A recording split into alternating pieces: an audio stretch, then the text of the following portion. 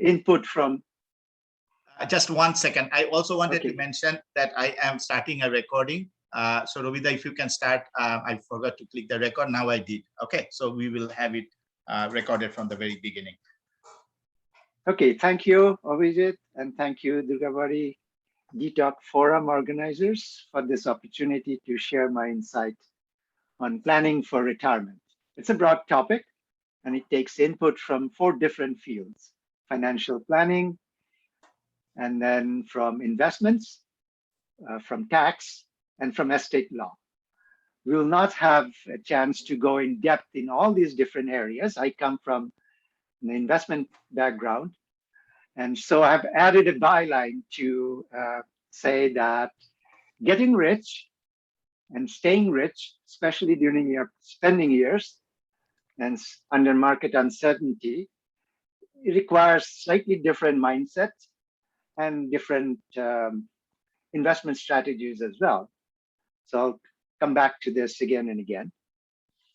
And with that, let's go to my main slide, where I would spend most of my time. So that's, now if you're wondering who these gentlemen are, these are Shubhoshans and Tapundashes of the community. And they're wondering, looking at me here in this rocking chair, and does Ravida know something that we don't? And before I respond to this question directly, and I will like to start by playing a 3-minute clip from a talk that one of my favorite finance journalists gave to CFA Society Houston, no, actually CFA Society India in 2019, I believe. And why I use him is because he's not only very knowledgeable in the behavioral finance area, he's also a master storyteller.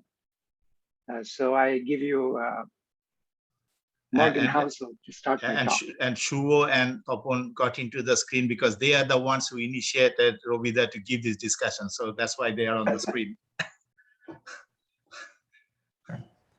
So what I want to do is start today with the story of 2 investors in the United States, neither of whom knew each other, but whose paths crossed in a really interesting way a few years ago. And the first is a lady named Grace Groener.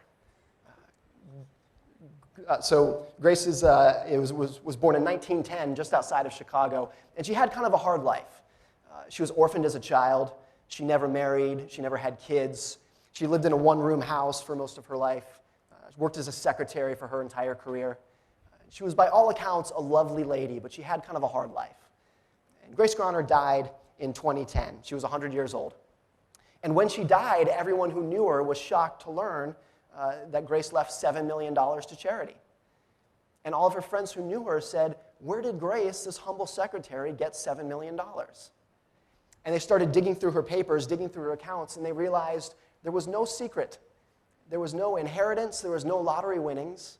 Basically, she took what little she could save from her salary as a secretary, and she invested it in the stock market, and she left it alone for 80 years. And that was it. That was her story. The second person I want to talk about today is a guy named Richard, and I'll leave his last name out. But Richard had nearly the exact opposite upbringing as Grace. He was born into a very wealthy family, went to Harvard University, got his MBA from Harvard Business School. He went to work on Wall Street in the 1980s and truly became one of the most important men in global finance. He became a vice chairman of Merrill Lynch during the 1990s bull market. He retired in his mid-40s to pursue charitable activities. He had made enough money that he was done. 2 weeks after Grace Groener died, Richard filed for personal bankruptcy.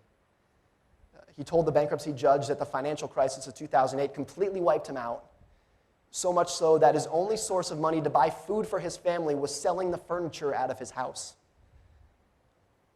And what I think is interesting about these 2 stories is that there's no other industry in which those stories are even possible. There's no other industry where someone with no education and no background, no experience, can vastly outperform someone with the best background, the best experience, the best education. It just doesn't happen in any other industry.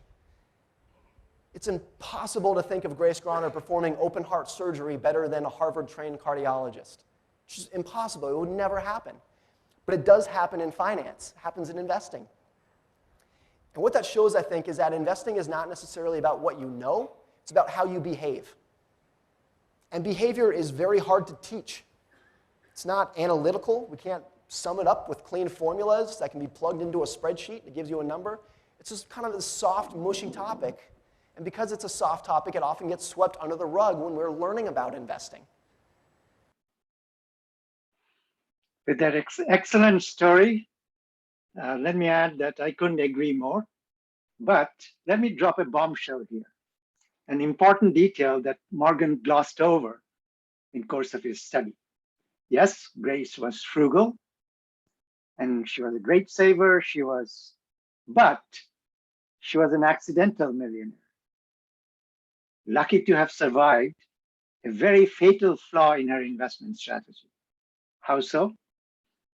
In 1935, Grace Groener purchased 3 $60 shares in Abbott Laboratories, where she worked for 43 years.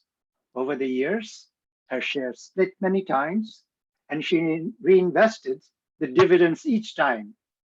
Imagine what would have happened if she had worked and invested in Kodak, Westinghouse, or Enron, where I had worked during the fatal year in which it went bankrupt.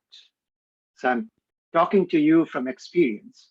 Putting all your eggs in one basket, that too in your company stock, is a grave error for a retirement saver. I would agree that behavior counts more than your knowledge, but a little financial literacy and knowledge about investment products, which I'll attempt to cover in this talk, can go a long way to ensure good retirement, meaning you'll have a financially secure retirement. So before I go any further, let me give you a summary of 3 main takeaways during the talk. If you take away nothing else, remember, live beyond your means. More savings you have, earlier you can retire. Invest your savings regularly, preferably in a low-fee target date fund. Start investing early, stay the course through the market ups and downs so as not to interrupt the magic of compounding returns. I will come back to this theme again and again.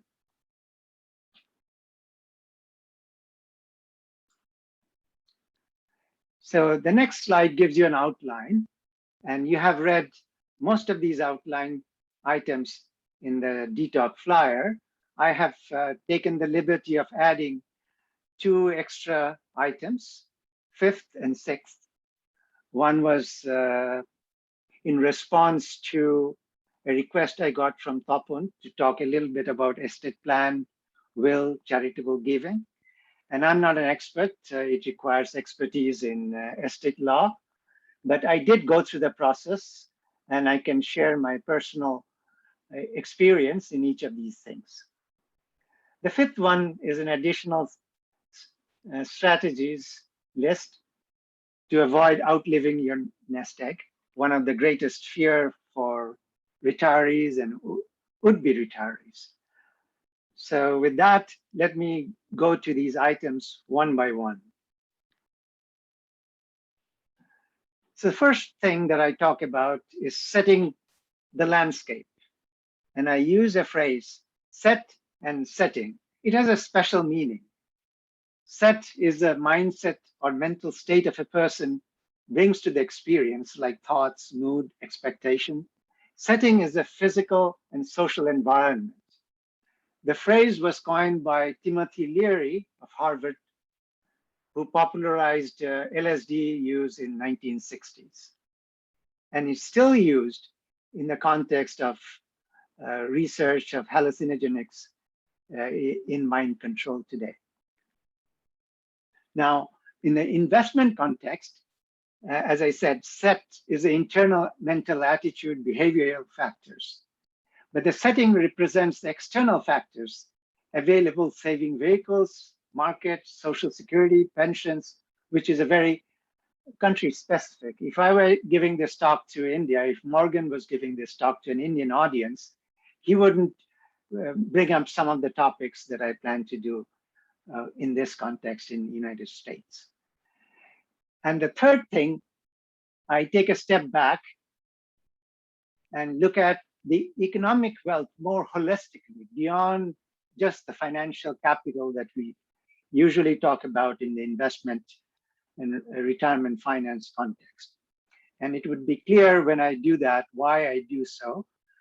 And this will give you an intuition why we would advocate de-risking your portfolio as you come closer to the retirement age and start your spending phase, which is the retirement phase.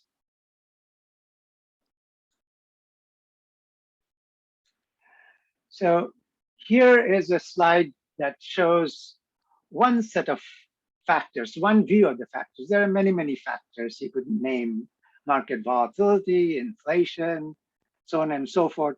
But here, this slide was taken from JP Morgan Guide to Retirements that's shown here. You can, when you get the slide deck, you can click here and get this and set up the PDF file of a document they publish every year. And many of the slides here are taken from that document. And what is shown here that that we have total control, saving versus spending, how much we save. We saw Grace Groener. She was a simple secretary, and yet she was able to save quite a bit and lead a frugal life. And then the asset allocation and location of assets. I'll describe that, what I mean by that. And of course, things that are totally out of control is market returns. When they come, there is some regularity over time, but there are aspects of market return, how volatility affects your behavioral attitude as well as your portfolio in a balance that we will talk about in details. And then the tax.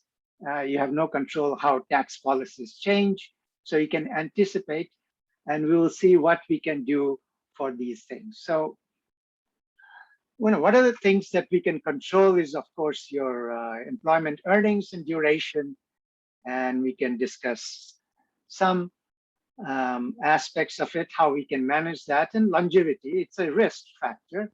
I don't know how much control we have over longevity, but certainly we can maintain our health and reduce our healthcare expense during long years of retirement life. So what we can do about things that are uncertain is diversification. This is considered the only free lunch in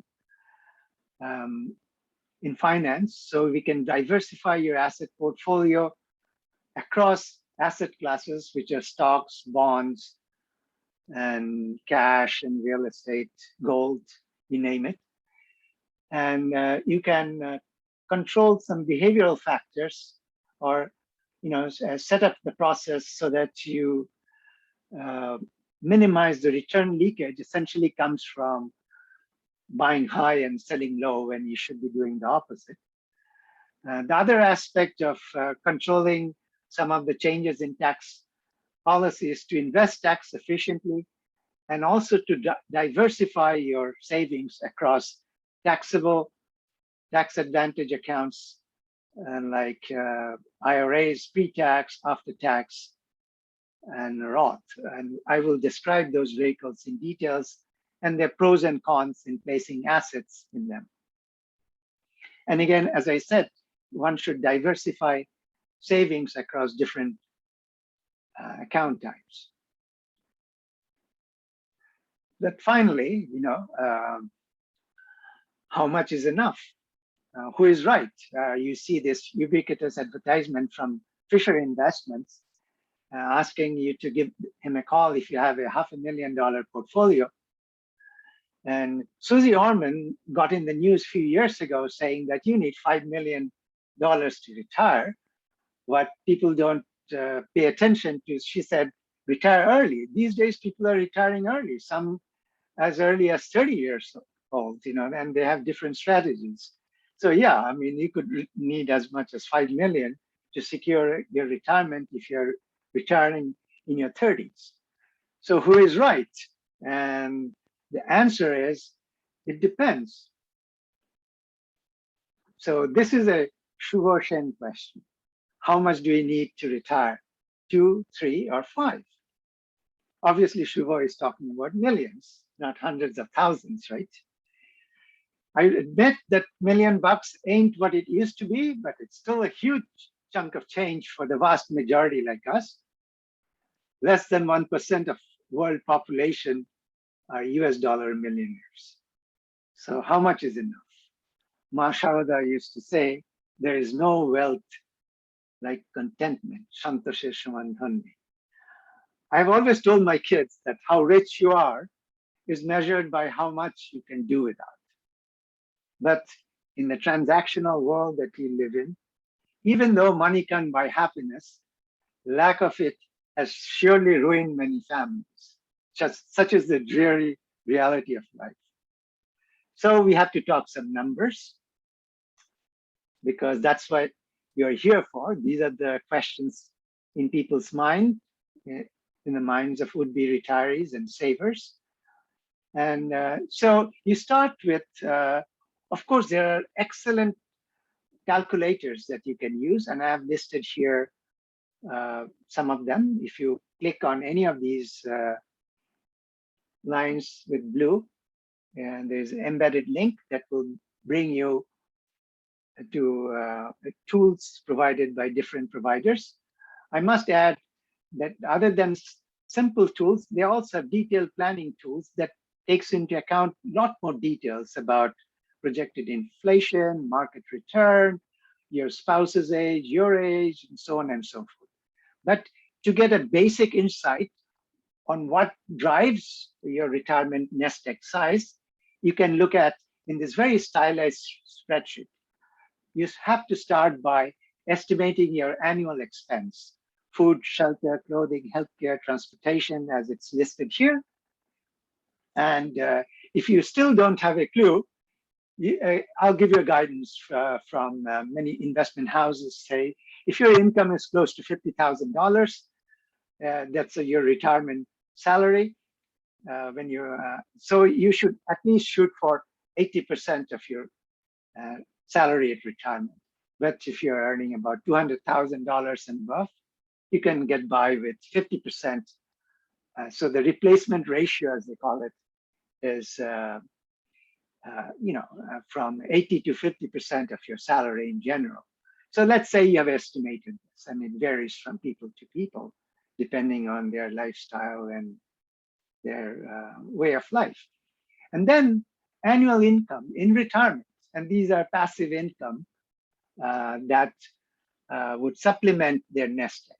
And they can be pension, Social Security. You could have rental income from real estate. You could do some part-time work, consulting, you have website, you get royalty income, so on and so forth. So you could see how large a nest egg you need would depend not on the absolute number of your annual expense or your income, but the difference between the two. So it's the annual shortfall that you're looking to generate from your financial corpus. And there are two ways to estimate based on two withdrawal rates, safe withdrawal rates. But you have to really dig deeper to know how safe is safe. And there are two guidance for retirees who retires in their 60s or late 50s. It's 4% to 3%. In one case, you'll multiply your annual shortfall by 25 times. And another case, you would more conservatively, you would multiply by 33.33 times. And this is rooted in some historical simulation. And they were seeing to survive, not running out of money in 30 years of retirement. And the portfolio they were using to generate this return of $70,000 or $30,000 or $40,000 a year was a mix of 50% stock, 40% stock, bond, and 10% cash. And your portfolio, your risk appetite, or your risk tolerance that lets you sleep well at retirement may be different, right? And we will look at it some more on what it drives. But then if you have a 50-year in retirement, maybe you need 50 times your shortfall. And that's where the 5 million that Susie Orman was talking about. So what else can I say? I want to say brief things about that there is no guarantee that this much, financial nest egg will generate a finite amount of guaranteed level of income that you need. So you should have your needs preferably satisfied through some combination of your annual income and your desire from the shortfall. But that's a scenario only high wage earners or savers can hope to achieve. So one way you can gain back some security is this single premium annuity calculator. So you can see how much you need, and if you use this calculator and ask for a joint survival benefit annuity, meaning like my pension, if I die, my wife gets 50% of my pension till she dies.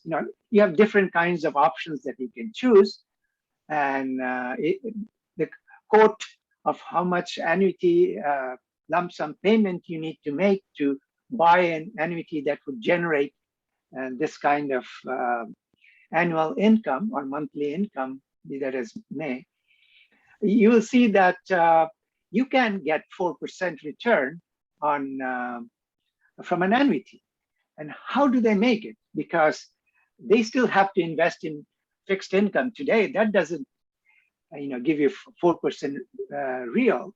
I'm talking about this is 4% after inflation, because you have to live with inflation. And the reason is you get a mortality premium when you buy an annuity, just like in a pension fund. People who die early, they subsidize for people who live longer. So keep that in mind. It's not just a calculator. Annuities are not popular in this country because of many reasons, and we can discuss that in the question and answer session. But this is a very important toolkit in your retirement savings instrument, especially if you want to buy before a big market drop wipes out your nest egg. So this is a way to sleep better, preserve your nest egg through market volatility. And you can also have a deferred annuity where you start getting annuity late in life, like when you get Social Security, let's say at the age of 70 or 75 or 80. You get more money that way. So as I said, the third item in the retirement landscape that I'm talking about is taking a step back and talk about economic wealth, which is defined here as human capital plus your financial capital. These are your stocks, bonds, cash, real estate, and other assets that you may have, art collection, cars, so on and so forth. So what this graph depicts is from your birth till when you start earning, say at the age of 20, 22, is you're building human capital through education. And then your career starts where you're exchanging human capital for financial capital. It doesn't mean that your salary is decreasing, it's peaking when you start earning. Far from it. What it means is the cumulative residual or the net present value of the human capital, because you're going to retire and die at a certain age, it's going to decrease. And what you're going to build up instead is you're going to exchange it for financial capital. And there are three stages. The stage where you're financial capital is much less, your salary is low and increasing, and you may not have that much liability, so you can perhaps save a little bit more. In the middle years, here your income goes up, and the financial capital, the value of it is as much as the human capital. And so this is an important phase. And then in the phase before retirement, maybe you have become empty nester. Maybe once again, you have more disposable capital to increase your savings. So there are stages where, depending on when you have children and when they go to college, these stages may vary. But one thing to note, why I say the paying attention to human capital is as important as financial capital, is when up to the age of retirement, you have to protect your human capital before they're destroyed because of disability or death, either by life insurance for your kids and family, or with a disability insurance in case you have disability that prevents you from earning. And moreover, given today's very dynamic marketplace, you have to maintain the productive capacity. The Stephen Covey says, sharpening the saw. So in order to stay employable, you have to stay one step ahead of the game. This is as important for earning retirement security as is just developing a solid financial portfolio. So the other thing that I want to mention is human capital is like a mortgage bond. It provides you a salary, which is like an earnings every month. And over time, you deplete, you pay up both the principal, you get paid both the principal and the interest, and it sort of gets diminished. So if you look at your balanced portfolio, which is human capital, which is like a bond paying you monthly salary, and your financial portfolio, and that gives you an intuition why you can take a whole lot of risk in the early years, because you're really a bond-heavy portfolio. Your total portfolio is bond-heavy, and it is just the opposite at the time of retirement, where you have your financial, or even before the retirement, and we'll talk about this zone where I term retirement hazard zone, where you really need to de-risk your financial portfolio, because the bond portion of your human capital is tending towards nothing. Of course, you can come back from retirement if very adverse financial situation, market event happens, but none of us should plan for that. And so this gives you a motivation why you need to have gradually reduce your allocation to equity, which makes your financial portfolio most valuable.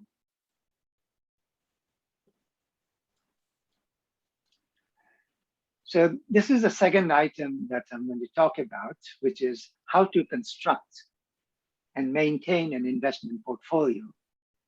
Now, the conventional wisdom, return sequence risk, these are some of the subtopics that I will talk about. And the conventional wisdom is regarding a financial portfolio. And it has two aspects. One is you have to diversify your portfolio and not behave like Groener. And the other aspect is that you should de-risk your portfolio. You should have an asset allocation that allows you to gradually de-risk your portfolio as you age. And I give you one motivation for de-risking. I will talk about another, which is very similar, called the return sequence risk. I would illustrate that with a slide, and that is one of the most important concepts to keep in mind for those people, especially who like swinging for the fence. And naturally, asset allocation and glide paths are there to incorporate all the conventional wisdom and to serve as an antidote to your return sequence risk. And I'll talk briefly about portfolio implementation choices. What kind of instruments, whether you use a target date fund, a balanced fund, a diversified fund, or an equity fund, an index fund. I will not spend a whole lot of time, although I've provided links to them, and we can discuss certainly more during the Q&A session, because this is more of an investment topic rather than a financial planning topic. So just a different view of all the factors, risk factors that can affect your financial portfolio. These are not just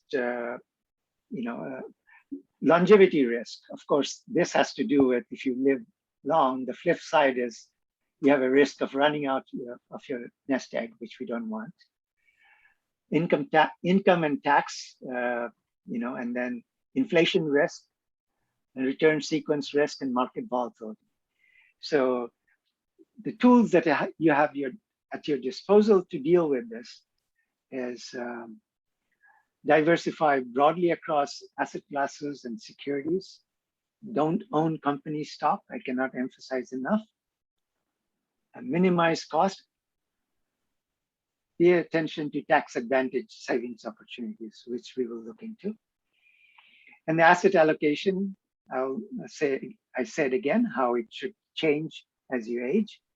And other thing is that if you just have an asset allocation and leave the portfolio, the market will drift. Maybe you are in a bull market, so you started with a 70-30 portfolio, 70% equity.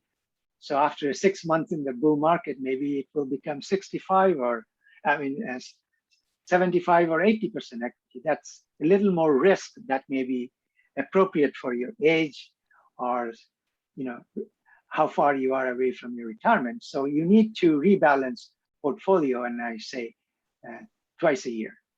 But there is no hard and fast rules for any of these things. And like all professionals, you can ask me if the cobbler has the hole in the shoe I wear. And I do bypass some of these advice myself, and I can tell you a few of them and why I do so. Let's talk about the rest. Some of the longevity, return sequence risk, inflation risks, you can manage by reducing your withdrawal rate, tightening your belt. You can delay your Social Security. Longevity risk can be dealt using that.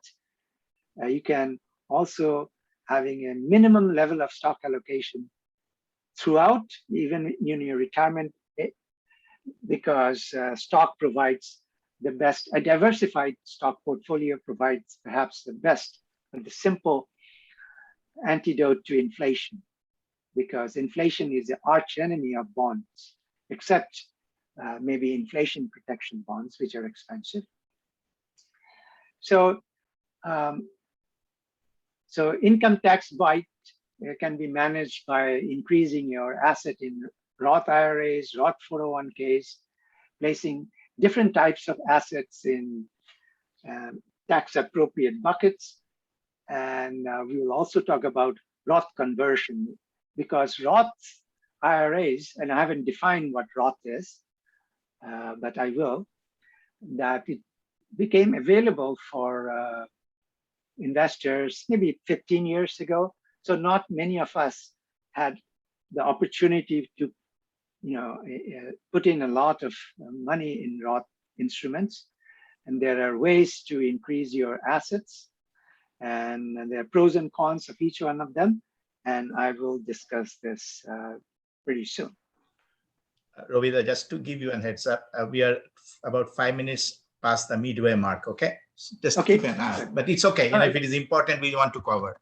Right. And here, just an illustrative graph. You can look it up yourself. It's showing that over 90 years, if you had an aggressive growth portfolio, meaning 85% stock and 15% bond, versus a very conservative portfolio, the mirror image, where you had 80% in bond and cash versus 20% in equity, which is much more volatile, you'll see the price you pay for staying in safe assets over a long period of time in terms of average annual return. But what is really punishing, and most people would not be able to survive a 85% stock portfolio, is because the worst 12-month return is minus 60%, which is a massive drawdown. I mean, could create heart attack. And of course, the upside is also equally stellar. So, for most people, especially, maybe it's okay to do it when your financial capital is only $5,000, but not so when you have made it and you have to dock your ship in the safe harbor. That's when you really need to de-risk your portfolio. So this sort of gives you another, in a picture is worth 1,000 words. And next slide is about the sequence of return risk or return sequence risk. And, all of us start our earning career at a certain year and end it maybe 30, 40, 45 years later, right? And so, and you could do this simulation over many, many start and stop periods in history. And you will see that even if there is some regularity overall, like maybe the stock market return 10% or 12%, of course it varies which 30 or which 40-year segment you pick up. That average can vary slightly. But what do happen is the 5-year period or 10-year period, before the retirement or after the retirement, you can have a large loss or a large gain. And so this particular graph on the top is showing what is the effect during your accumulation years, during your saving years. It turns out what happens during the start is not that important. What happens towards the end, 5 years, or in my case, I would even say 10 years, is very important. You can see here is an adverse event, even with the same steady scenario. You can get from $1 million in the best case scenario to $500,000 in the worst case scenario. So your starting nest egg can be depleted if you don't de-risk as you age. And that gives you the motivation. So when your financial capital peaks, be it $1 million, $2 million, or $500,000, if that's what your nest egg is going to be, you need to, it's a lot more punishing to lose it all just before your retirement. Well, if it happens just before your retirement, you will not be allowed to retire by your family, by your spouse, significant other, and maybe you would have to extend your retirement by another 5 years, whereas you have the cash flow to tide your expenses and not sell your assets and realize this paper loss into actual loss by withdrawing it. But what happens is, let's say, you did that and now you have $1 million and you say, okay, that's my target. I want to retire now. And here, again, what happens during the start of retirement is a lot more punishing than what happens towards the end of the retirement. So you can see the reverse mirror image of this story. And that's why I say, saving and retirement withdrawal phase are two different mindsets, two different investment strategies needed. So, so you really have to pay more attention, even for this pre-retirement stage, in the first 10 years, 5 to 10 years of your retirement, because if the market goes down 40%, and if you have not de-risked, either by buying an annuity or relying on your pension for your basic needs of transportation, healthcare, and housing and food, and then you'll be forced to liquidate your investment portfolio at a loss. And what happens is a peculiar thing in finance. If you have a portfolio, and if you have a 50% drop, and now your financial base all of a sudden is half of what you had. And in order to make it up, you need 100% appreciation to get back to the same level. And imagine what would happen if you start withdrawing from that. Even if the market comes back after 5-10 years to the same level or even more, you will have only maybe 40% of your original base to participate in the upswing of the market. And that's why, again, one really should de-risk. I cannot emphasize enough. Otherwise, what you'd have to do is sort of dust up your residual human capital. I still go to my CFA Society meetings, and although I don't spend a whole lot of time, I still keep up some basics, although I have severely de-risked my portfolio and carry more cash than is advisable.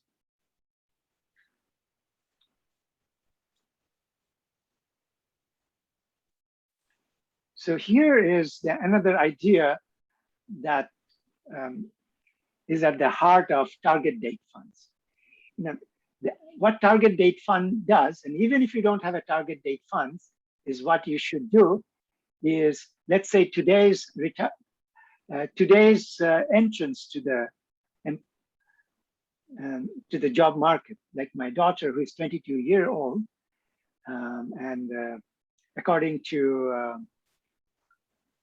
IRS and Social Security, the retirement age is now 67 years old, so that's about 45 years away from today.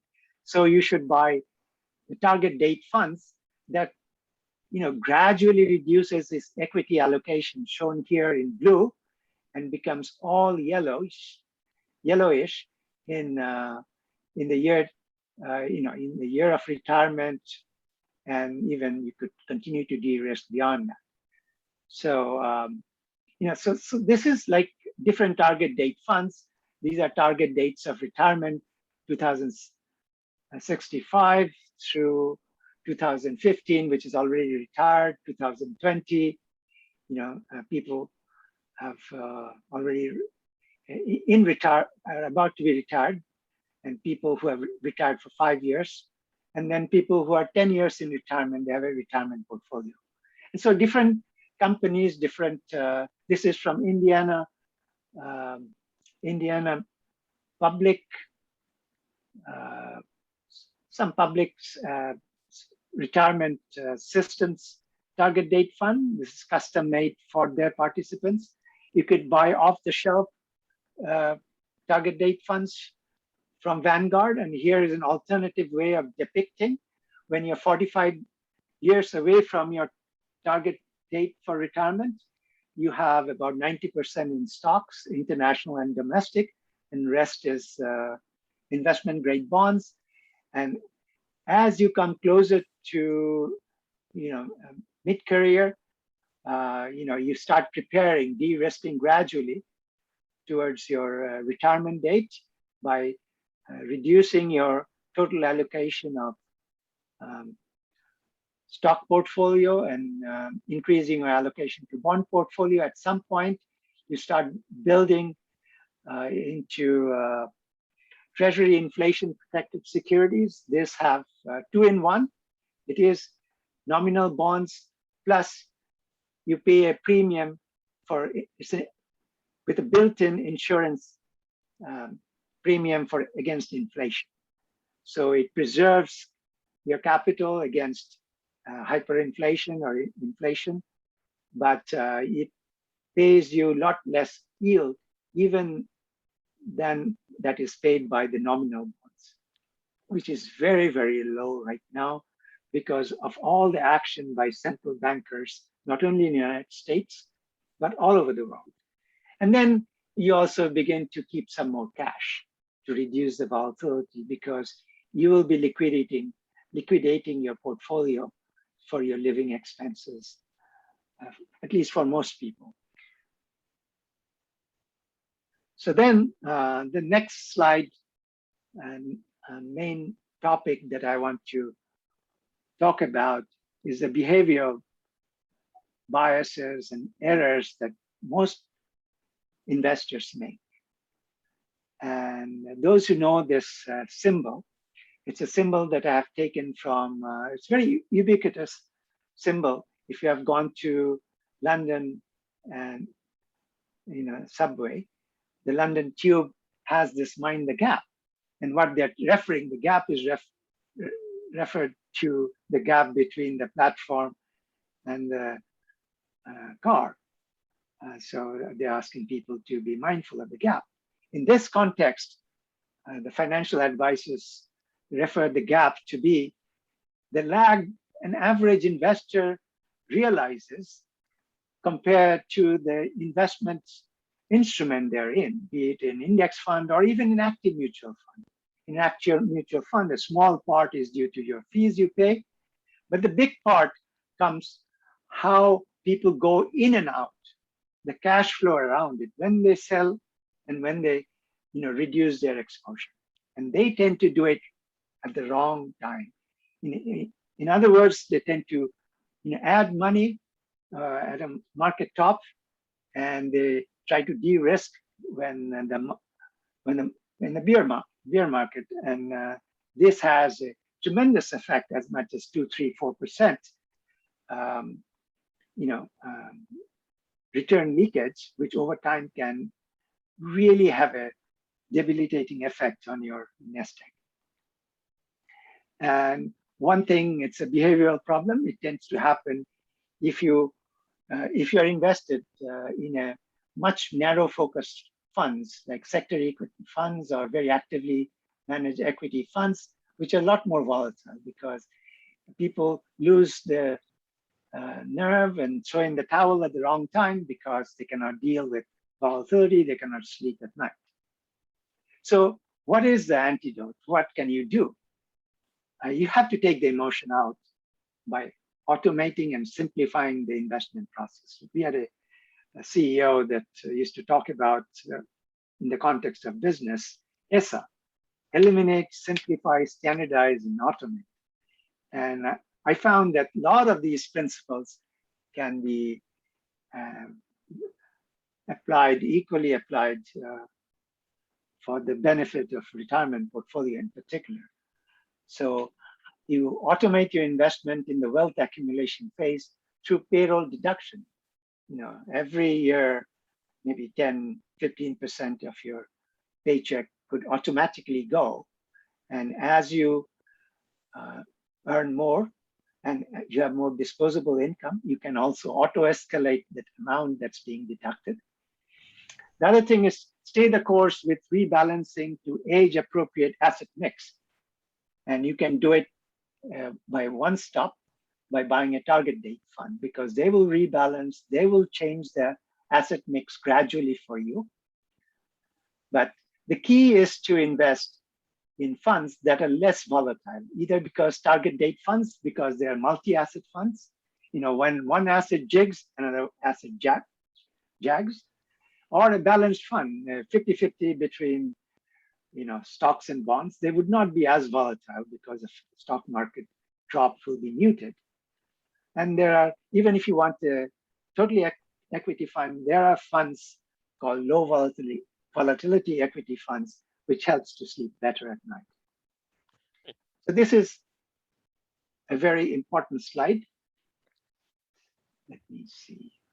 I'm halfway through now, but then I will speed through. So now the fourth item is a tax-efficient use of taxable and tax-sheltered investment accounts. Now, we know about 3 types. One is a pre-tax IRA, and that is also known as traditional IRA or the tax-deferred IRA. And the same thing is available in your 401k or workplace saving plans for those who have it. And then there is a Roth, which is, as I said, is a new invention. And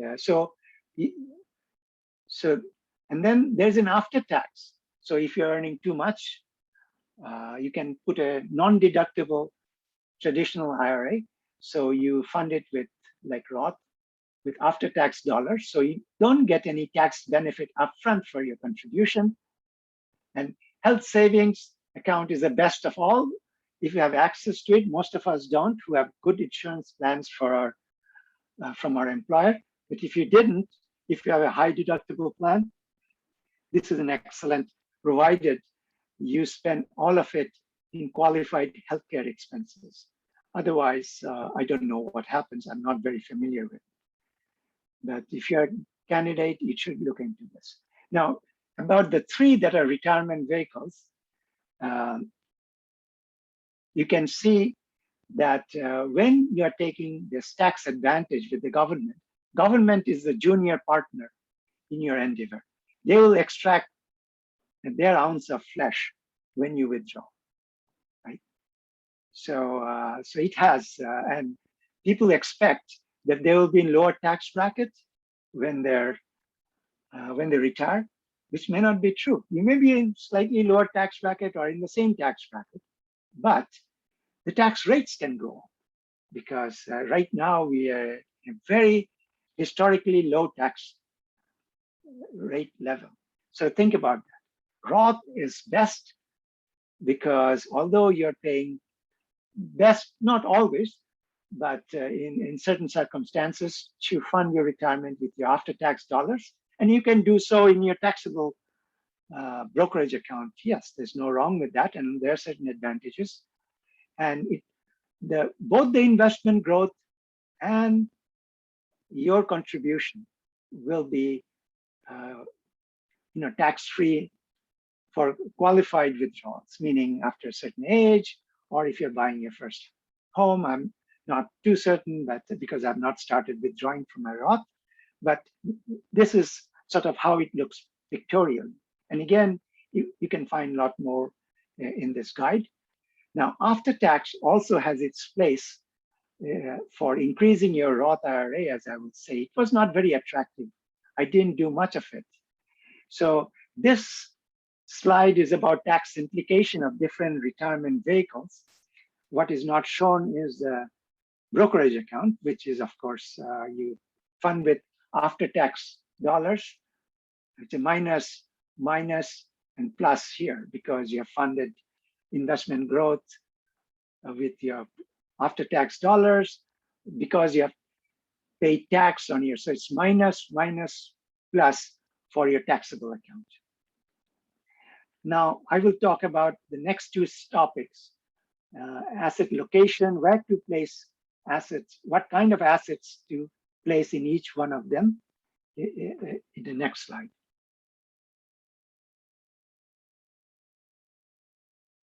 So like real estate, it's location, not only allocation.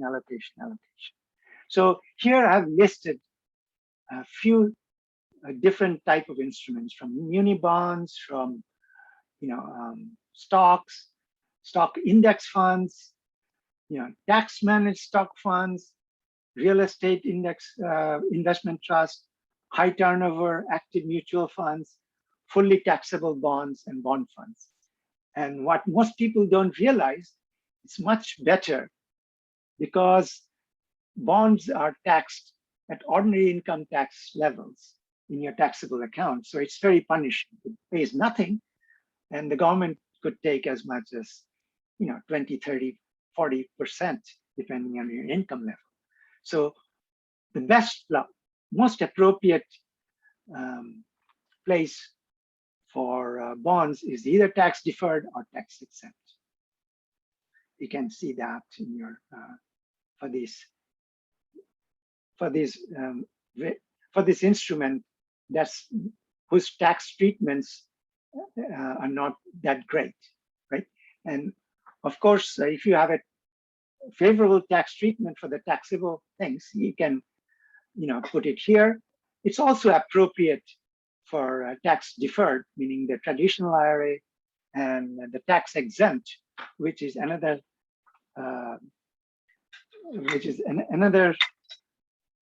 name for Roth IRA. So traditional IRAs are referred to as tax deferred IRAs, and Roth IRAs are referred to as tax-exempt IRAs, not tax-exempt while going in, but tax-exempt for both the withdrawal of your contribution as well as returns. So you pay attention. I mean, this is a key thing. I may not be able to tell you why for each one of them, but you can read up and you can think about it, and you'll see the logic behind this chart. I've seen many of my friends who are not aware of this. So now the perennial question to ask, I have a choice, like my daughter has a choice in the IRA. Should she invest in a Roth IRA or both, or in the traditional IRA? The general guidance is that, sometimes you do need some, after-tax income. You cannot put everything in Roth. But in general, when you are in the low tax bracket not next to your neighbor, but low tax bracket compared to where you expect to be in your career, right? So, for example, a doctor during his residency year, whatever stipend he gets, that may be taxable. And if he has a Roth IRA, he should invest in Roth IRA because he is in a low tax bracket and he may want to pay tax and invest. But if he doesn't have the money, then maybe he has to pay, and the tax benefit up front and be forced into. So either both, as you are in lower tax brackets, but you're in your final years when your salary is peaking, financial capital is peaking, it's best to take, you're in a very high marginal tax bracket. It's best to take, the tax benefit up front going in and pay tax bracket later, because compared to that stage in your career, you're expected to be in a higher tax bracket. So the choice between Roth, which is what we call the tax exempt, and the pre-tax traditional, which is called tax deferred, is exactly that. When you defer tax, you have to think about whether you will be at a lower tax bracket when you retire, or you will be same or higher tax bracket when you retire, right? And what can push you up into the higher tax bracket, because at some point you have to start drawing your Social Security. You can delay it, but you cannot delay your withdrawing from your pre-tax 401k or traditional IRA beyond the age of 72 as the tax law stands now. And all these things changes. But during the early retire, for the early retirees, say like me, I retired before I was 60, so somewhere in the 55, in the mid 50s. So I had the luxury. I even delayed my pension, my company pension, and used the opportunity to convert my traditional IRA by paying tax into a Roth IRA, so that I have more tax diversification during my during the time when I will be forced to withdraw from my substantial 401k and IRA that is tax deferred. And I'll come back to that. So here is a guidance on tax diversification. All you're trying to do is paying the total tax that you will pay to Uncle Sam over your lifetime. And there are a lot of uncertainties you don't know, but diversification helps. Just like that's a tool to do with market uncertainty, return sequence risk.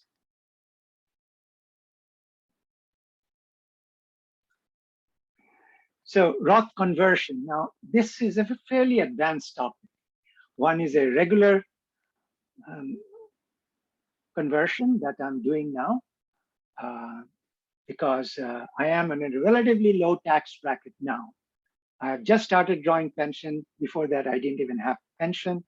And so I used that brief interlude to actually do this conversion, and anybody can do it in any amount, but the thing is that you have to buy out your junior partner, Uncle Sam, so you have to pay tax. If I want to convert, $80,000 from my, in a given year, so my income will be inflated by $80,000 when I convert from a tax-deferred IRA to a Roth IRA. Now, that could push me to a different tax bracket, so I have to pay attention to how much I'm doing. And it doesn't make sense for everybody to pay tax, and you have to have the hard cash to pay the tax and not take away from your retirement savings to buy out your junior partner, right? So here is a link to a calculator that sort of lets you weigh and tells you whether it's worthwhile for you to do it, right? Depending on how you answered the many questions you asked. So you have to be very careful, and you may want to, if you don't like to read up on these things, you may want to consult a financial planner. Backdoor IRA is a way for high wage income earners when they cannot put money into Roth IRAs.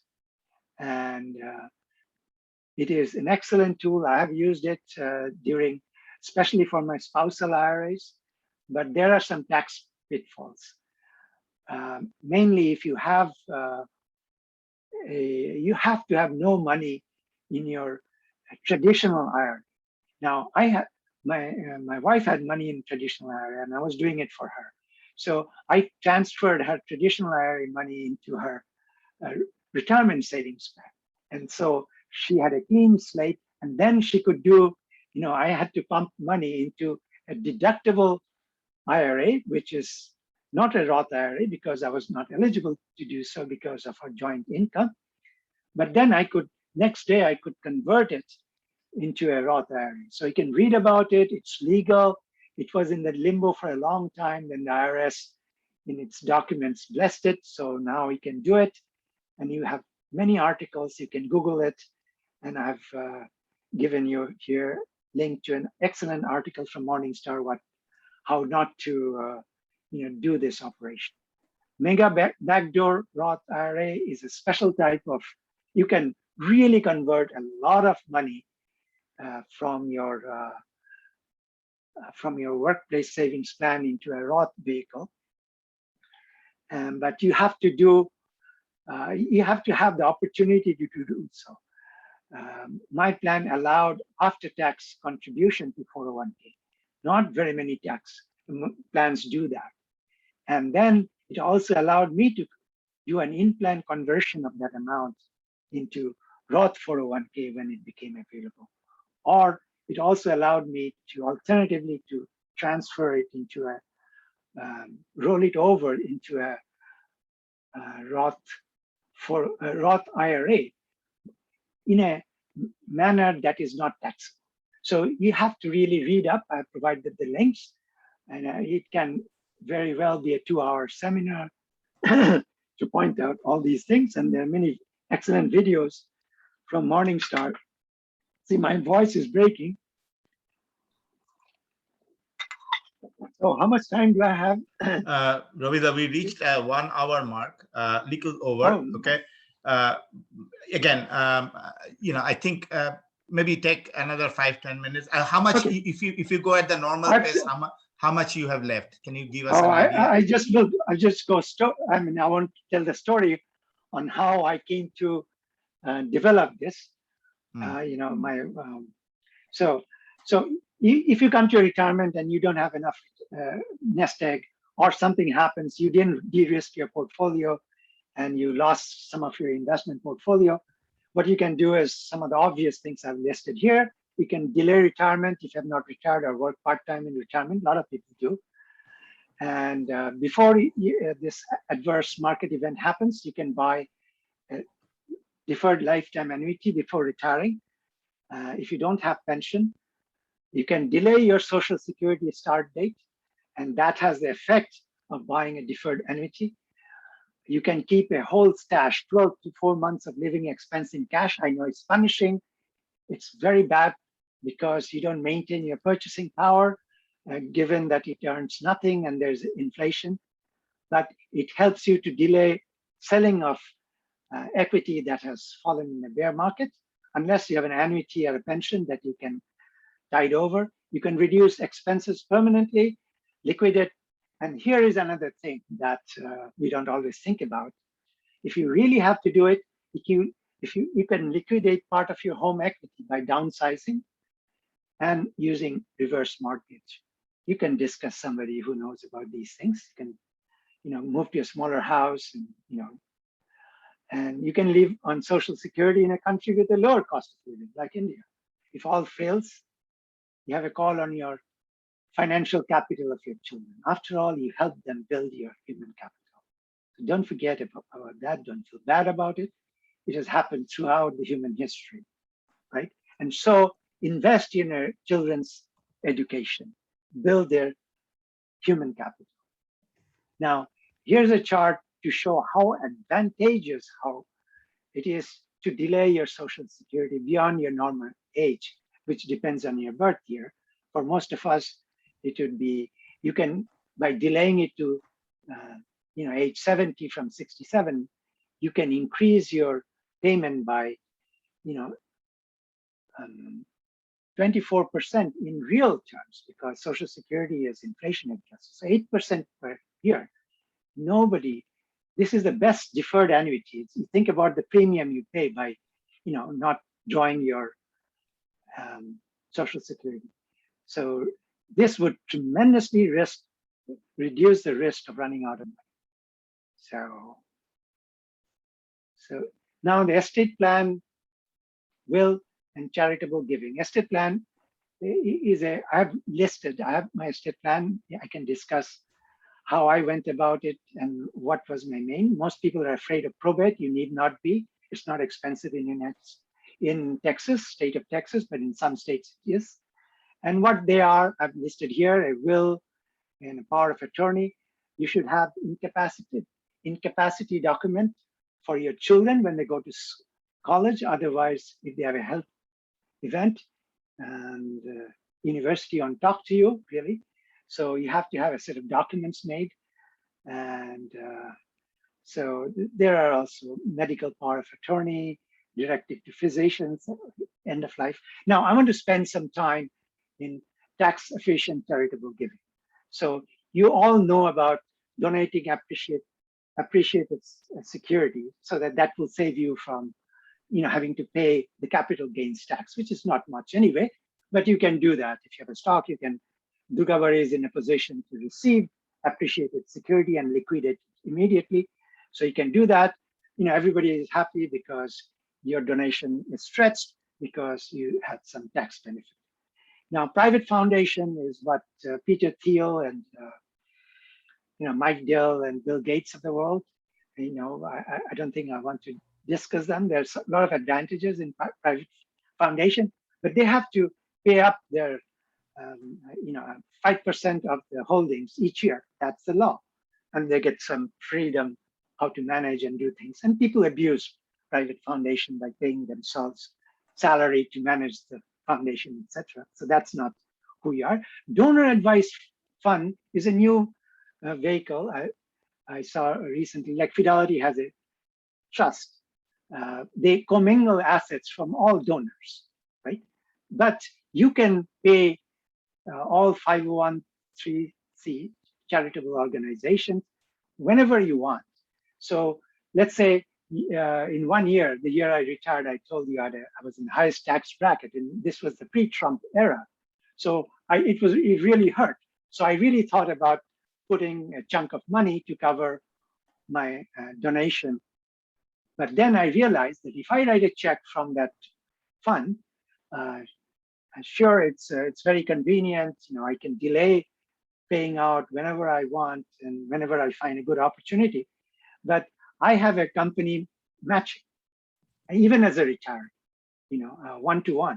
As an employee, I had 2-to-1. So I worked for a very, very good company in that respect. And so I decided that I can stretch my donation dollars a lot more by not putting my donation budget into donor advised fund and not try to take advantage of the tax savings I had. Now, qualified charitable is the best way to make charitable contributions directly from your pre-tax IRA when you are 70 and a half or older. So this is a tax benefit that we have. And what happens, it used to be that you had to take RMD, required minimum distribution, when you're 70 and a half. Now it's 70, but this benefit is still available for 70 and a half. Now, so that sort of, it meets the requirement for RMD. So, with your donation, maybe perhaps you could have gone to a higher tax bracket, and it's also tax deductible. Most of us can no longer take deduction for our charity donations because the standard deduction is very high. So we don't itemize, right? Standard deduction is higher than if you put, unless you're, donating $500,000, $100,000. And most of us don't, right? So, so that's the reason it's such a good thing to use this. Now, you have most of your money, let's say, in your 401k. So what happens when you're retired, you can roll over your 401k to a traditional IRA without paying any taxes. That's a very tax neutral transactions. And then you can access this. You can have the IRA trust directly write a check to your charity, be it Durgabari or Vedanta Society or whoever is your preferred charity. So that's all I have to say. Here is some summary of do's and don'ts, which says start contributing as soon as you're eligible.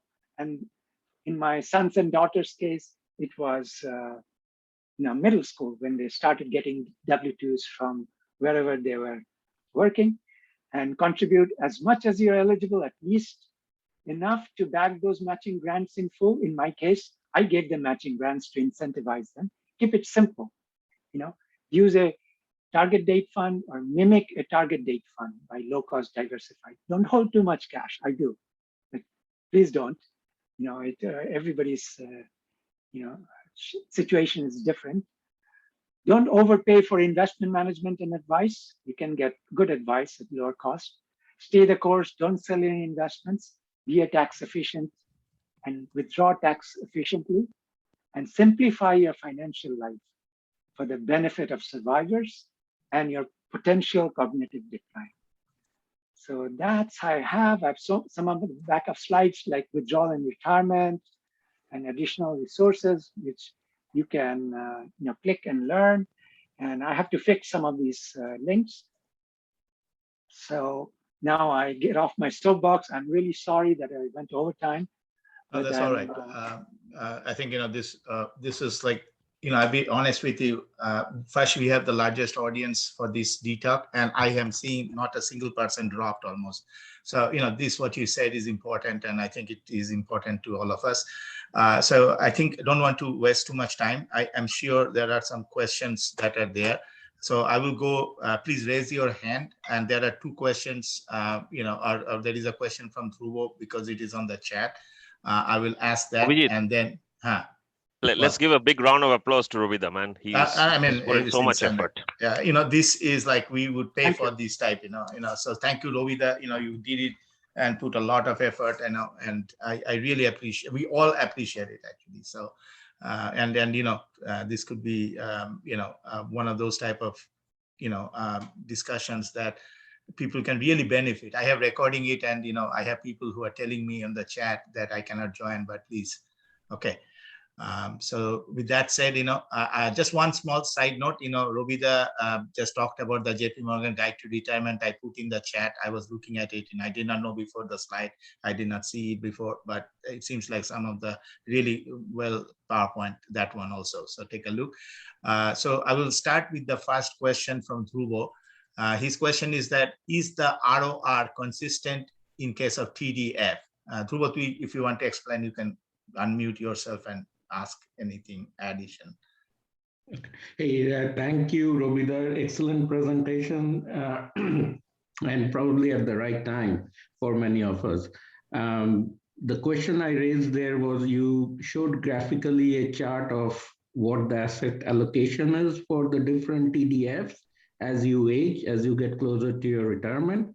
I was wondering, what is the target? Is it a fixed rate of return so that you keep reallocating your assets, or is it to increase the rate of return, and that is why you're balancing your asset? So as I've said in one of the earlier slides, the retirement, and the TDFs, when you are 45 years away from retirement, this is what's going to look like, mimic, 80, 90% of stocks. So obviously, you're on the average, if you stay with it for 20 years, your chances, not necessarily you will, right? Your chances of extracting a higher, this is over 90 years, right? 26 to 2018. So chances are, this is the odds we're talking about, it's all uncertain, that you'd be earning a lot more. So your return if you look at the annual return of, target date funds closer to retirement, it is not less. So that's not the goal. The goal is try to build your financial capital early on by increasing saving, by taking more risk. And as your earnings increase and savings increase and investment increase, your financial capital, the corpus increases. And what this says is then, you should really accept lower return.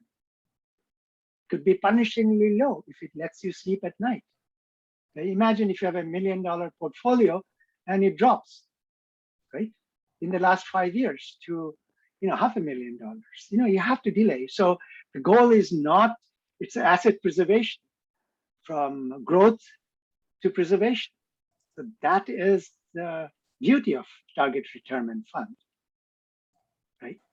And hold your nose, accept lower return. And as I said, if you have, if the time is gone, you're closer, your time is over. So, take a stock of what you have and do the other things that I said you must do to deal with a lower tax, a lower nest egg. So, Robida, I think what Dhruva was asking was, is there like a ROR, like return of investment number, or return, for these, rate of return numbers for these ETFs? Right. Is it like 4 to 5%, or is there anything like that that they balance it based on?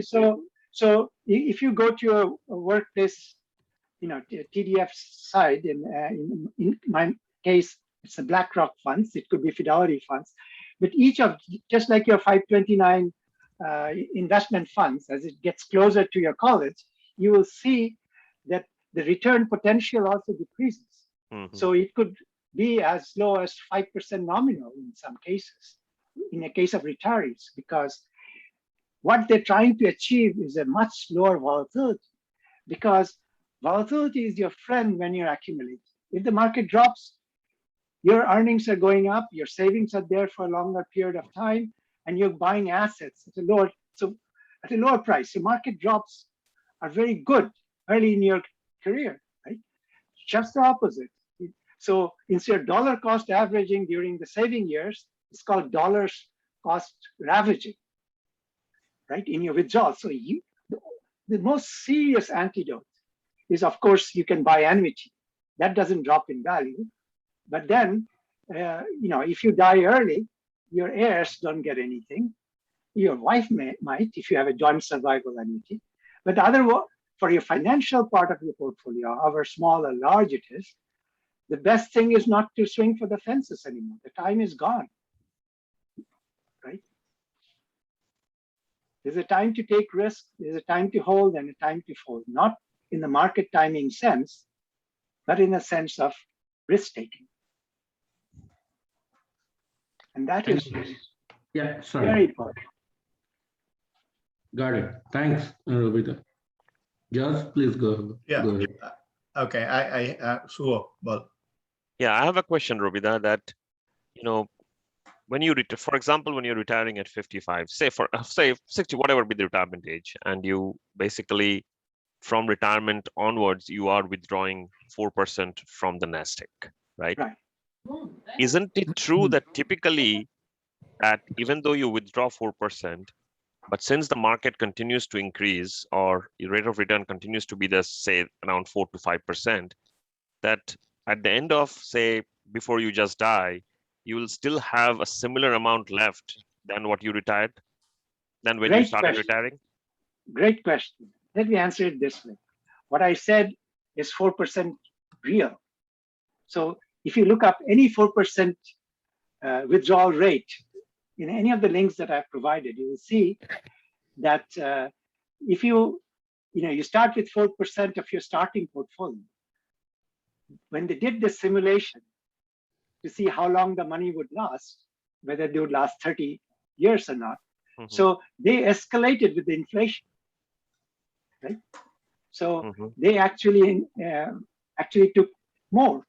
So all you're trying to do with a risk-reduced portfolio, in a bond-heavy portfolio, it's not going to earn 4% real, right? Not in today's market, not in today's expected market, because there has been an asset price inflation because of how much liquidity the central bankers have passed to the market, right? So people have bought stocks and bonds. Both are at historically high price. So the expected return is determined, to a large extent of what the current price of this asset are. So yes, if you have if you're Bill Gates, your portfolio will continue to increase, because how many millions can you spend to impact your portfolio, right? So that also depends on your initial nest egg size, your withdrawal rate. But for most people, you're not trying to, maintain and live off your investment income. That's not a game many people can afford to play. So typically people, when they start retiring, for example, at the age of 65, whatever nest egg they have, and right before they pass away, the nest egg typically diminishes. That's typically diminished, unless you have a large, corpus. You have $5 million, and you're still spending $150,000 a year, right? So you can live off your investment income and Social Security, right? You can do that. So people can do that.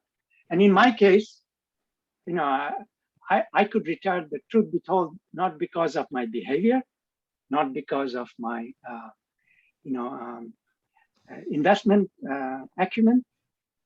Most people in my company can retire at 55 after 25 to 30 years. So it's two reasons. It's an it's unusually retirement-friendly company. You have a pension that replaces anywhere between 50 to 60% of your salary for most people. Wow. In the United States. Abroad, it's inflation adjusted. Here it's not. But in the United States, they have been pumping in 10% of our income into our 401k pre-tax. Whether we put in a dime on this is unusual. Plus, they provide retirement benefit. Till my wife is 65, same company benefits. I have to pay my share of the premium, right? But without this certainty, let me tell you, my family would not let me retire even before my eldest one went to college. That's too much of a risk. I wouldn't have taken it. If I'd stayed with Enron, I left Shell for a year. If I'd stayed with Enron, if it survived, even if I were to have a lot more money today, I would not be retired. Just too much risk. So it's a state of mind, it's certainty, and so on and so forth. Yep. Thank you. Everybody's situation is different, but don't count on, it's not nice to leave that much money to your kids, and maybe, it's perhaps donate and live it off, and give them. It's a startup, but you don't really need to live all your nest egg. Yeah, I think that's not the goal for most people. It's not possible.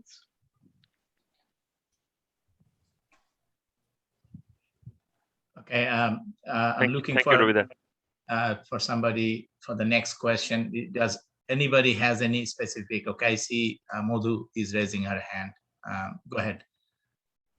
Robida, thank you for excellent presentation. I think you put all the topics so well. One thing you probably didn't cover, and maybe it may, maybe you have some idea, it's about the healthcare costs during the retirement thing. I know, like coming from Shell, you have that benefit. Probably many of us may not have that. So maybe any ideas or things to think about, like how to take care of those things. So here I have long-term care. So most people know, they wait till the Medicare kicks in. That's an excellent program, right? They do some odd jobs, something to, so that's a problem. Either they delay their retirement to get both themselves and their spouse, or their spouse works in a job that pays retirement till they're 65, or with Obamacare, they get by. They just have a lot of cash they can buy, right? But we saw how perilously close Obamacare came to not being there. So, but the real issue is the long-term care. Long years of dementia, long years of hospitalization, nursing home care, and that's a 2-3 hour topic, and I'm no expert. So I've given you a link how to. There are 2 links actually: how to plan and pay for long-term care. Should you buy an insurance, and if so, what are the risks? The insurance companies can go out of business, and some of them have. An action plan for long-term care. So 2 very good articles. So I have taken care of that in this page. Thank you. So if you, let's see if I get rid of my, so I get my arrow back. If I go there, you can see, let me drop this window here. You will see this action care for, you can, Kristen Benz, she updates this kind of research, and they have links to other how to plan and pay for your long-term care. So you will, you get some very good advice from Morningstar. Okay. Thank you. Bormanda raised her hand. Yeah. Okay. Bhajendra bolo. তুমি একটু unmute করবে? And after that Nilotpal. Bhajendra তুমি unmute করতে হবে, তুমি মিউটে আছো। আমার একটা প্রশ্ন ছিল যে between retirement and RMD range, right, as Robi is having, right, I can convert some 401k to Roth IRA. Absolutely. And what will I eventually do when I will take RMD? It will reduce the RMD so that I don't have to pay ARMA. That's right. So that's the medical payment you have to pay extra if your income is within certain range. Right. So that's an excellent point. Yeah. So I can do that, right? Right. So, it all depends on your income level. And if your income level, any stage of retirement, early, later, right? Yeah. Goes over a certain limit. Or Yeah. let's say you sold a lot of appreciated Apple stock that you bought 20 years ago, and you had huge capital gains, right? All of a sudden you have to pay Social Security surcharge. So you always have to plan for these events when you, that would boost your taxable income. Okay, yeah. And if you have delayed your, withdrawal from your, pre-tax 401k or pre-tax IRA, all of a sudden your hand would be forced because your junior partner, the government, wants its pound of flesh. It will force you to liquidate first 3%, and towards the end of your life, 12%. But then you're also, the amount would decrease. So that's not too bad, but still, you have this problem. And that's why, if you have capacity and you can, if you have money, you can extra cash, you can pay tax and maybe do it, not a whole lot, maybe $20,000 a year, maybe $50,000 a year, depending on what would not put you to the next I will have tax bracket. opportunity 2 times Okay. this year and next year. Yeah. So, but make sure that you don't, your income goes so much that you go into some sort of hard tax bracket, or you have to pay social. Yeah. I need to calculate. So you need to so be very careful. But this is an excellent opportunity. Or even if that required minimum distribution doesn't mean required minimum spending, you could pay tax to smooth this tax bracket and spend it early. Nothing wrong with that. That way, you would not be in very low tax bracket initially, and then very high tax bracket later. So, there is something called it's not high, but ARMA I don't want to pay. I paid for some time, and it's an extra burden. So here, there's this. I want you to read this backup slide: withdrawal in retirement, simple strategy, proportional withdrawal.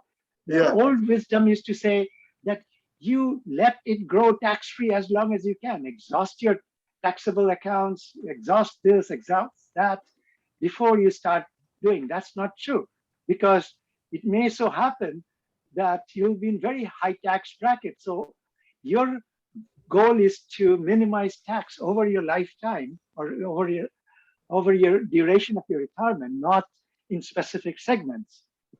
So there are excellent articles here which I invite you to click and read more about this qualified charitable distribution and RMD. It's a sort of tells you from IRS what they are, right?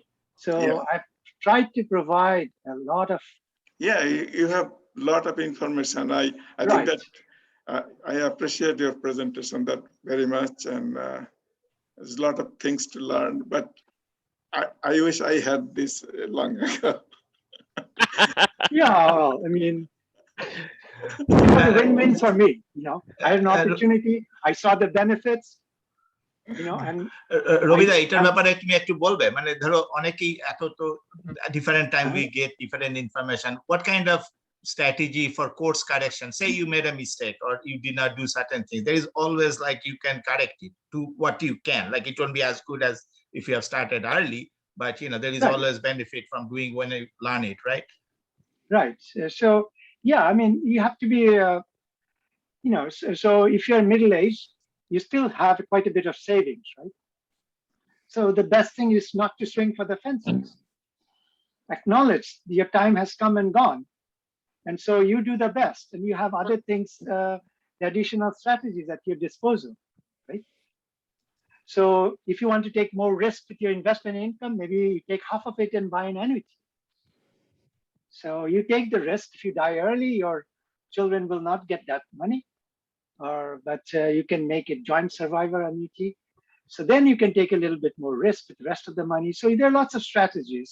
There are more advanced strategies. But the most important thing is to delay retirement, or work part-time, or develop a website, or tutoring that you can do or enjoy and get some money.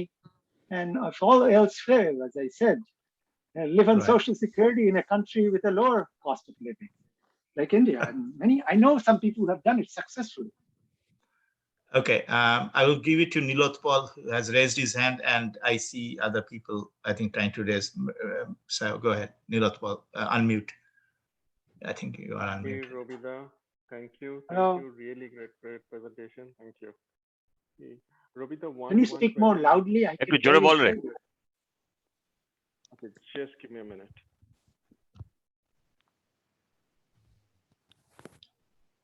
Can you hear me better now?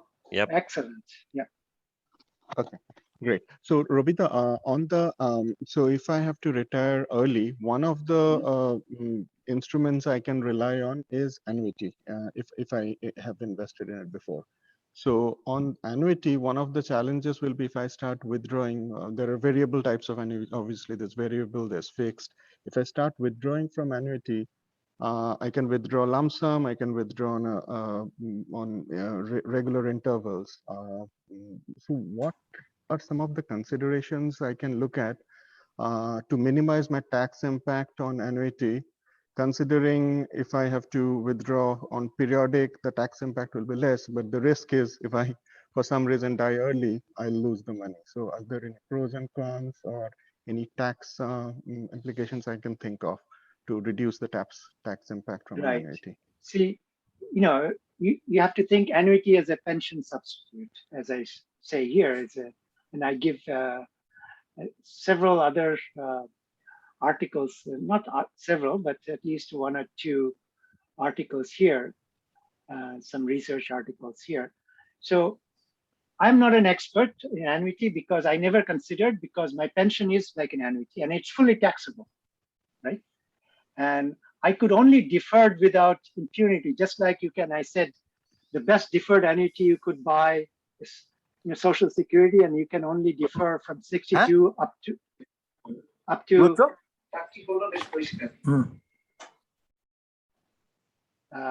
to the age of 72. Similarly, my pension fund. So,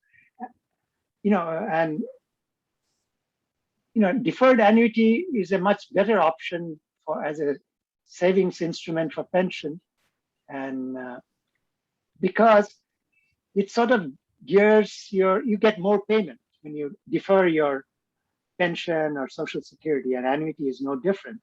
If for the same amount of contribution, whether lump sum or if your pension fund has retirement fund at your workplace have allowed you to buy these annuities, then it's better to start later. And I don't know the tax situation. If you bought, they're talking about making people buy annuity from your defined contribution workplace savings, like a 401k. And that's an excellent arrangement, because it would be tax-free. Growth would be tax-free, and they will allow you to buy. So when you go to buy annuity, for example, they ask you, are you buying with your retirement? So I'm not an expert, but if you go, let's say here, and if you click here, single premium annuity, one of the first questions they ask, funding source, qualified IRA or non-qualified IRA, right? You can see that, right? So before they give you a quote. And so I suspect the tax treatments are different, and one that I'm not qualified to tell you. But it's not very difficult to ask the providers, and you can see many white papers. But the annuities, like insurance products, have a very bad name because the agents take so much load upfront from the customer that it's a high cost, high intermediation cost. But now I'm beginning to see that there are annuity, just like your health insurance, you can buy term insurance, just pays when you die. But then they're putting variable annuity, there's that, combining investments with, with the insurance products. And that typically is a way to obfuscate the real cost, what you're paying as a customer. And so be careful. And that's why, stick to very simple single premium annuity and other products. So there are some articles I have not read very carefully, but if I were to evaluate, I would read those links that I showed you in the last two slides. We are going to send it. We are looking into what is the best way to send through the e-news or however, and we are going to put this recording also. So just Opu Mesho has raised his hand. So Opu, if you can please unmute yourself. Yeah, you already answered my question. I was trying to find out if I can get a copy of this transcript so that we can look at those links and other information, because what Robi told us so many things, and I don't think in my little brain I can retain all this information. But there are some good information I'd like to go over, because at my age, I am getting RMDs right now. I also have single premium annuities, and then I have some leftover money in the 401k that I'm trying to find out what is the best way to take care of that. So it would be nice to get a transcript or get a copy of this. And you said that it will be available, right? Yes. Yes, it will be. I mean, I made it. I have to test some of these links. I must warn you, some of these links becomes obsolete very fast. So what you may want to do if you're interested in one link, when I deliver, all the links will be working. That's my goal, right? So be prepared to link, use the link and download the article that's of interest to you, because it may not be there. Yeah, I think we can search also. I think you have some text like what I sourced out, so we should be able to. Okay, I'll go to. Thank you very much. Go to Nirmallo next. Thank you, Ravida, for this excellent presentation. My question is, my company, not every company has pension plan, but fortunately my company has pension plan. Do you still recommend to consider annuity with pension plan, or I'm okay? It depends. So what my company does now for the new entrants, it essentially gives you a lump sum, right? At your retirement based on your contribution. It's very portable. So now you can, take that lump sum and roll it over to an IRA, create your own annuity, or it provides an in-plan conversion, right? What that means is they would convert the lump sum into an annuity, just like using this calculator. You can go to this calculator and see if you can get, you take that lump sum from the provider, and or you can take a lump sum from your retirement plan. And you have to also consider what is the credit risk of your retirement plan, right? So once you have made those issues, you can see the difference. Usually in-plan conversion gives you a higher income, monthly income. And and again, if you defer the annuity, maybe you can get a higher income. So it's less dependent. So the flip side is the type of annuity I had as a employee joined in the 1990s is very different. What is guaranteed for us is the annuity amount. So the interest rates is very low. So if you consider $1 million and convert into an annuity, it's not going to give you very much, maybe give you $30,000, right? But in my case, what is guaranteed is my monthly income. Now the interest rates has fallen. That stream of money, the NPV of that income in today's interest rates is huge. If I convert my income to the lump sum, it's much more than a person who had opted. Even in those days, maybe after 10 years, people could opt in and out of these lump sum versus. So you have to think about in your pension plan, when they say it's annuity, what kind of annuity? Will they convert it into an annuity using the interest rates at that time, at the time of your retirement? Or will they guarantee the monthly income, which is a lot better deal, right? I think they're providing a fixed amount every month. Let's say, like, I'm just giving you an example, $2,000 a month. Right. So that's very good. I mean, that's very good because, but then if you think about, do you have to make this choice right now, or can you make this choice later? There's no option. Like, I made my choice long back. So okay, you made this. So you're done. So do you have a? So what may happen is that, let's say there's a lot of inflation when you retire, right? And if you had opted for the lump sum, right, and if you had converted, right, because inflation will make the interest rates go higher, so you get maybe $4,000 from that lump sum. Okay. In my case, it happened just the opposite way, because when the company made this gave this choice, they made it revenue neutral, but they used maybe 5 or 6% nominal interest rate as a basis, which is close to 1% today.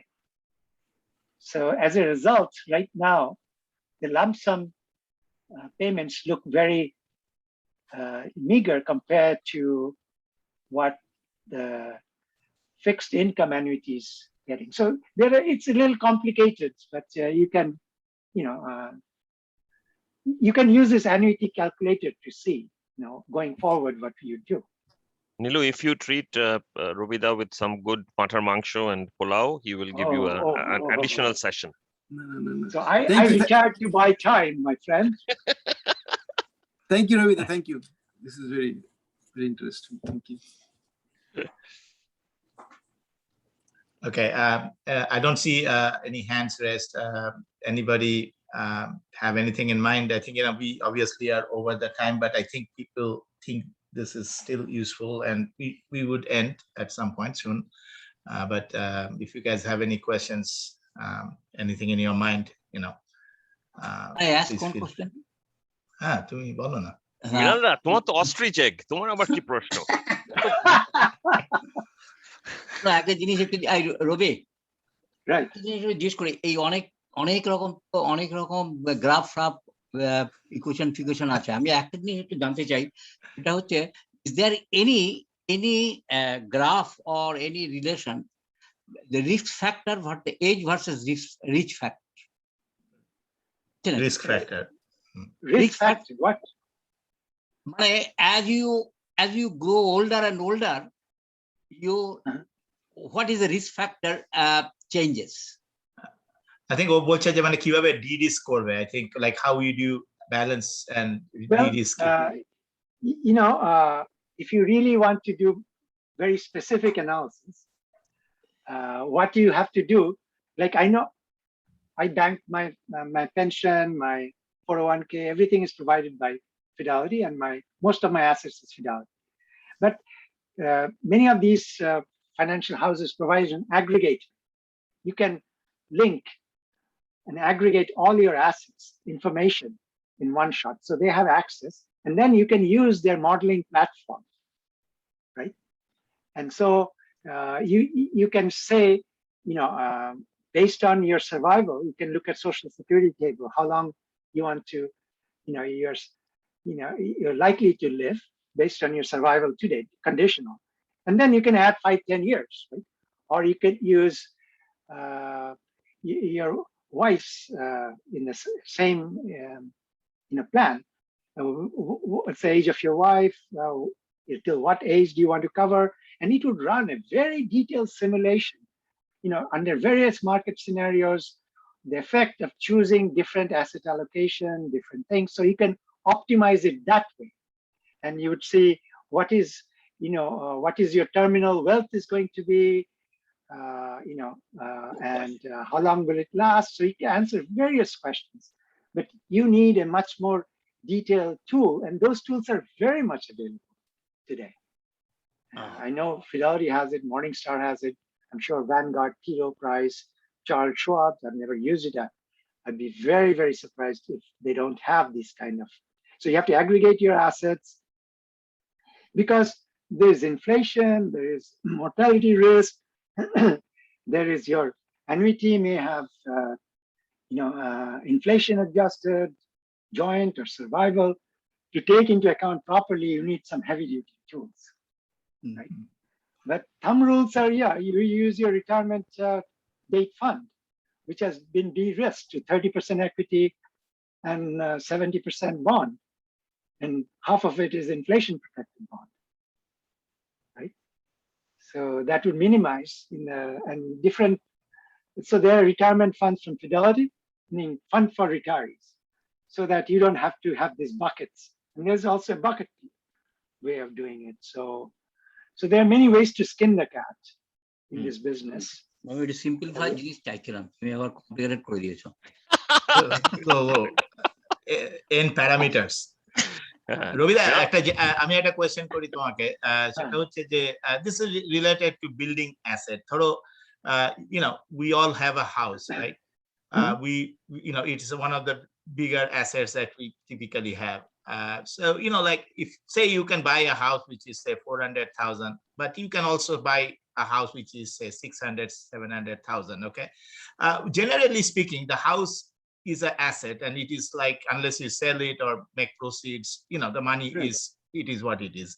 But what is a general guideline investment wise when it comes to say buy a house and things like that? What is a general, like, what are some of the things people should keep in mind? Like, or if you buy a house, later on in your life, another change the house, or what? I mean, what are some of the thoughts that goes in your opinion?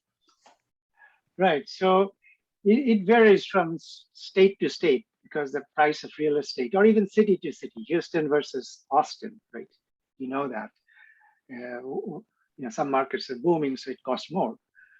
So obviously the real estate agents always say you must buy they have guidance on how much, depending on your salary, how much of it should be spent on housing, right? Or how big a house you can buy. And the mortgage lenders won't pay more than that, without mortgage insurance, if you want to buy a bigger house. So there are, guardrails there. And I remember when I was buying my first house, this same house that I live in. And so my real estate agent said, you and your wife both works for Shell. You must be buying a, bigger house. It's a great investment because it's a leverage instrument. You pay a down payment and you stay there and you have the cash flow to meet it. So, it pays huge return. But I told him, I want a house that I need right now and maybe for my future family, till they graduate from high school, because they're going to Bel Air. That's why I'm buying this house in Bel Air. And I want Chandra my wife, to have the option to stop working if she wants to. And lo and behold, when Promit was born, in 6 months, he had a food allergy, and she was not comfortable leaving him to a caregiver.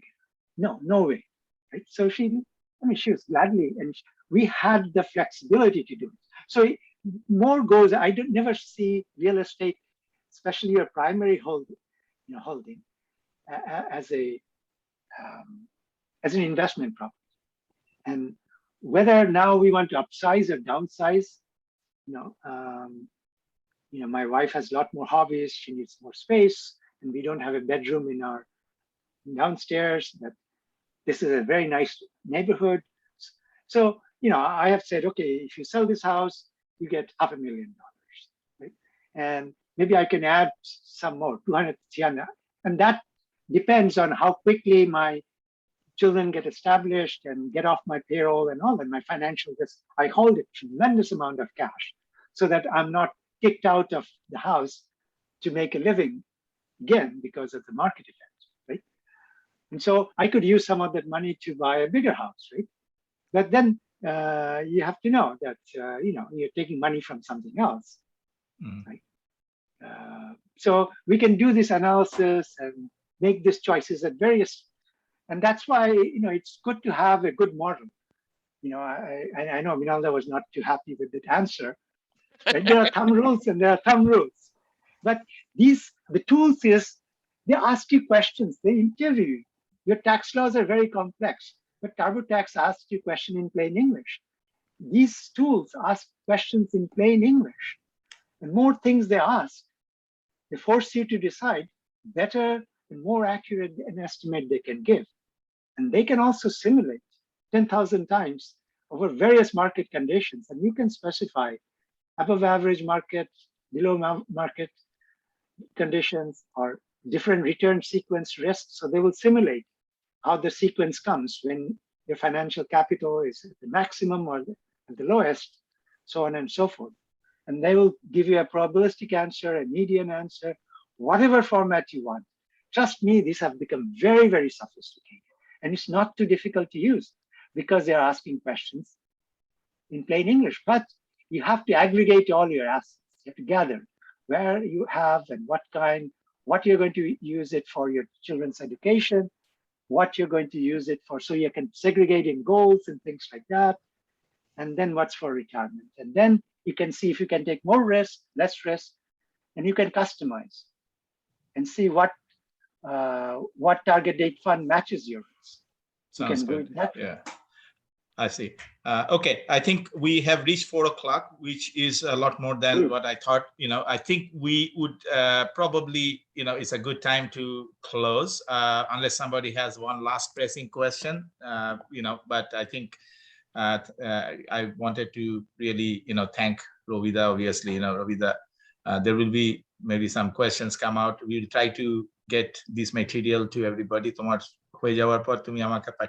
take the responsibility to share with the group, and also thank previously, like I think Subo, Toponera, they kind of tried to initiate this. I think that idea came out. Subo told me to kind of use the DTalks to do that, and I think it was very, very informative. And I think I will try to put this one, Madhuchanda, I will by recording it. So I will, this one I want to make sure I put it in the channel, and then let that go to the people along with the PowerPoint link and whatnot. So I think we are good here. With that said, I think we can close the call. Thank you everybody for joining and staying this late. This is a successful DTalk, I would say, with the participation. And anybody has any good topics like this, I think I am noticing, I'm observing one thing, like it is very dependent on the topic, obviously, some topics are more relatable and really pressing, and give us your thoughts to, our email is dtalks@durgabari.org. Any ideas, any suggestions of good topics and who can give a presentation, send me and we will organize it. Okay. Thank you very much. Thank you, Robida, again Thank you, everybody. Thank you very much. Opportunity. Thanks. Thank you. Thank you, Robida. Copy dicho. All right. All right. সবাই ছেলে join কর। না এখন আর sell অত ভালো দিচ্ছে না। আগে আমরা যখন ঢুকেছিলাম ছেলে কাজ করলে আর তোর অস্ট্রিচ চেক লাগবে না। ছোট টিয়া পাখি রেখে চলে যাবে। That is very true. টিয়া পাখি আমার মনে হয় যে ছেলে এখন এটা unofficial. Okay, if anybody is hanging in, it's fine. Okay, but I will close the call. I'm the host. I can stay back a little bit more. But just you stop the recording. Stop the recording. I am actually. Let me do that. Hopefully you'll edit out some of you have to stop the recording.